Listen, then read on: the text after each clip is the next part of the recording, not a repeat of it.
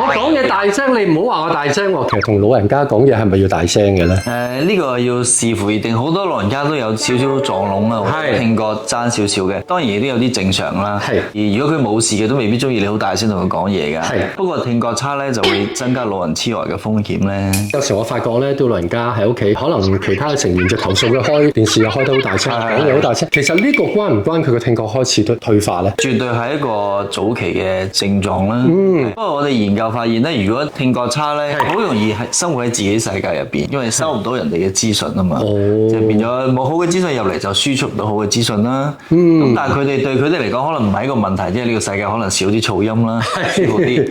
不過，身為佢哋嘅朋友、屋企人就麻煩啲，成日啲講嘢要重複2次啊，要好大聲啊。但係香港人都唔中意太大聲喺街講嘢嘛，所以有少少煩惱嘅。如果啲仔女嘅話，同埋有時出街咧都可能會好尷尬，因為其他人可能覺得做乜對啲老人家咁粗魯啊。不過既然係咁的話，無論如何，我哋俾多啲關心佢，同埋帶佢哋做啲檢查，咁你就知道發生咩事啦。